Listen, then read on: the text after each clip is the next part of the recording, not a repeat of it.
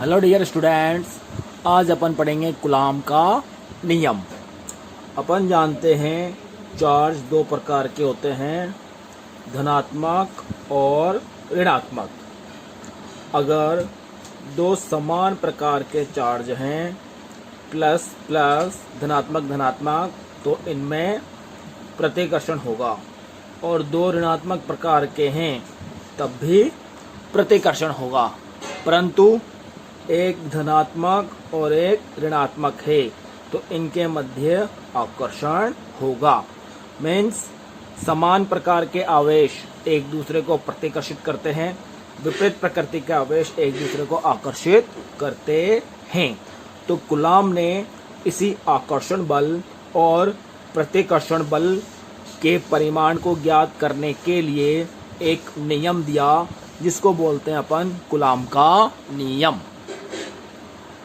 जिस प्रकार 11th class में अपन ने गुरुत्वाकर्षण का सार्वत्रिक नियम पढ़ा था, उसमें ये था m1 तथा m2 द्रव्यमान के कोई दो पिंड हैं तथा इन दोनों पिंडों के केंद्र के बीच की दूरी r है। तो इन दो पिंडों के मध्य लगने वाला गुरुत्वाकर्षण बल इन दोनों द्रव्यमानों के गुणनफल के समानुपाती तथा इनके बीच की दूरी के वर्ग के व्युत्क्रमानुपाती होता है। और यहाँ से आया था F समानुपाती m1 m2 upon r square, और F इक्वल टू, जब भी समानुपाती हटता है कुछ ना कुछ नियतांक आता है। तो यहाँ पर नियतांक आया था capital G, m1 m2 upon r square. ये था गुरुत्वाकर्षण का सार्वत्रिक नियम, जिसमें दो पिंडों के मध्य गुरुत्वाकर्षण बल ज्ञात कर रहे थे। ये भी प्रायोगिक विधि है और इसी प्रकार से कूलॉम ने भी दो आवेशों के मध्य लगने वाले आकर्षण तथा प्रतिकर्षण बल के परिमाण ज्ञात करने के लिए नियम दिया। माना यहाँ पर दो बिंदु आवेश हैं Q1 तथा Q2 तथा इनके मध्य की दूरी इनके केंद्र से है स्मॉल r।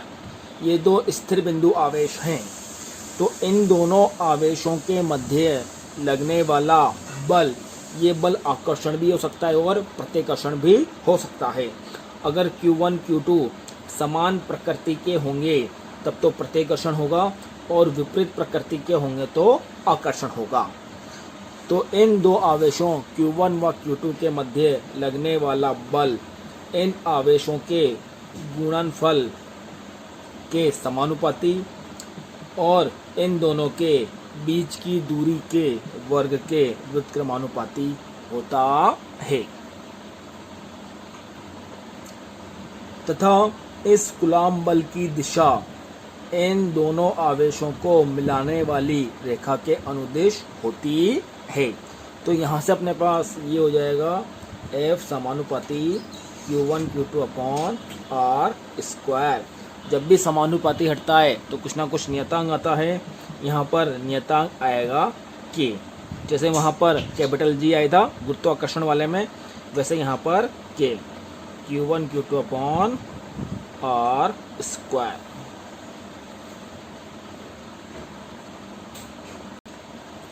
जहाँ के एक समानुपातिक नियतांक है।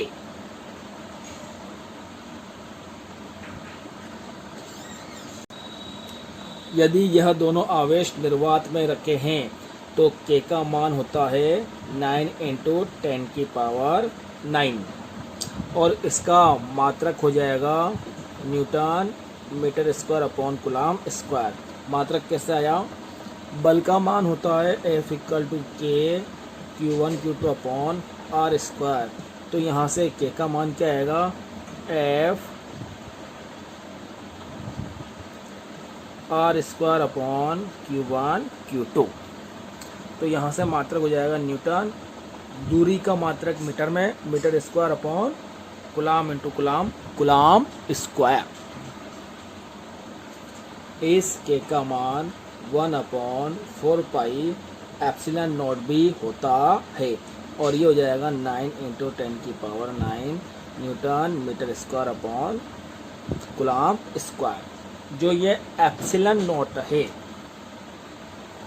ये अपने पास एप्सिलॉन नॉट, ये जो एप्सिलॉन नॉट है इसको बोलते हैं अपन निर्वात की विद्युतशीलता, क्योंकि अभी अपन ने बोला दोनों आवेश कहाँ रखे हैं, निर्वात में। निर्वात की विद्युतशीलता जो यह बताती है कि विद्युत क्षेत्र में कितनी विद्युत ऊर्जा संचित होती है, या फिर उस जगह से कितना ज़्यादा विद्युत प्रभाव उत्पन्न होता है। ये विद्युत क्षेत्र, विद्युत बल रेखाएं, विद्युत ऊर्जा अपन आने वाले टॉपिक्स में पढ़ेंगे। अगर दो आवेश निर्वात में रखे हैं तो उनके मध्य लगने वाला बल, वो बल हो जाएगा F = K Q1 Q2 upon R²। और यहाँ से होगा ये F = 1/4 एप्सिलॉन नॉट निर्वात के लिए, Q1 Q2 अपॉन R²।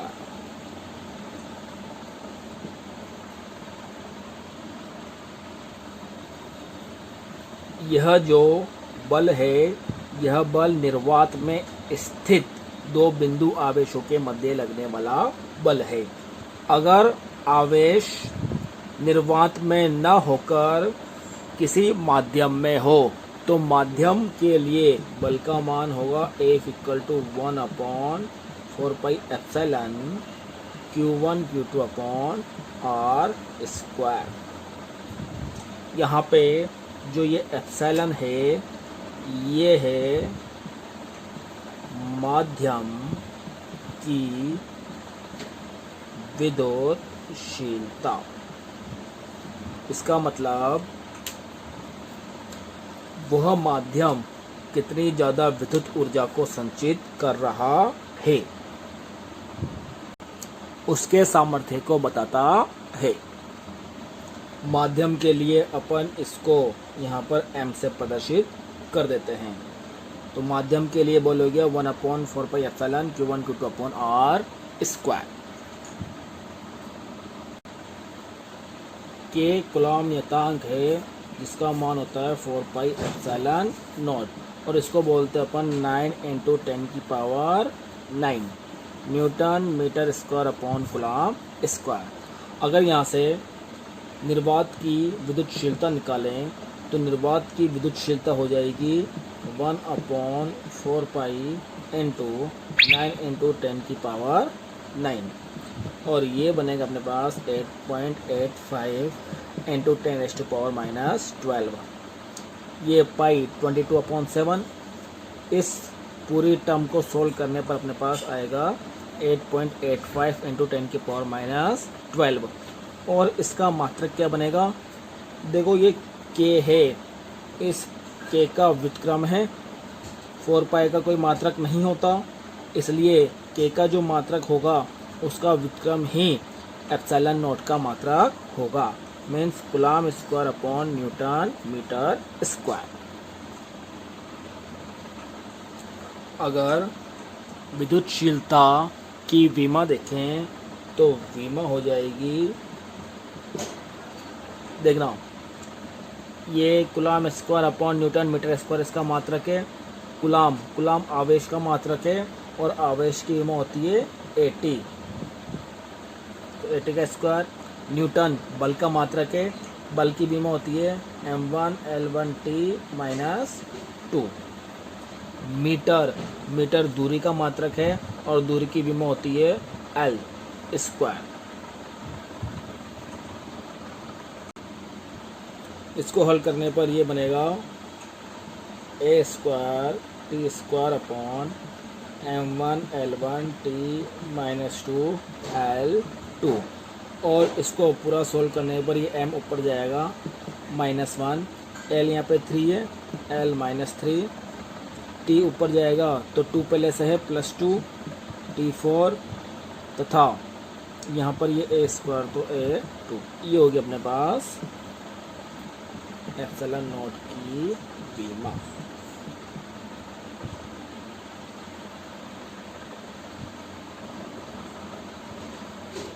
आवेश की विमा 80 होती है। क्यों? क्योंकि अपन जानते हैं धारा होती है आवेश प्रवाह की दर, और यहाँ से Q आएगा IT, आवेश धारा इंटू समय, तो इसका विमा हो जाएगी धारा की A एंड समय की T। ये जो कूलाम का नियम है, इस कूलाम के नियम से अपन आवेश, एक कूलाम आवेश को परिभाषित कर सकते हैं। कैसे? कूलाम बल अपन जानते हैं F = K Q1 Q2 upon R²। यदि Q1 = Q2 = 1 coulomb, R = 1 metre, तब F = K, इन सब का मान 1 हो गया, = 9 × 10⁹ न्यूटन। अर्थात 1 कूलाम को अपन कैसे परिभाषित कर सकते हैं?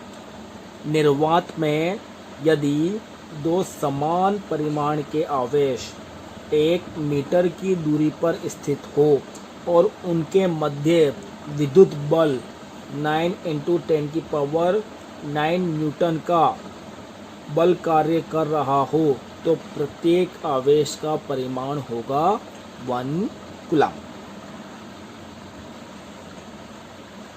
धन्यवाद।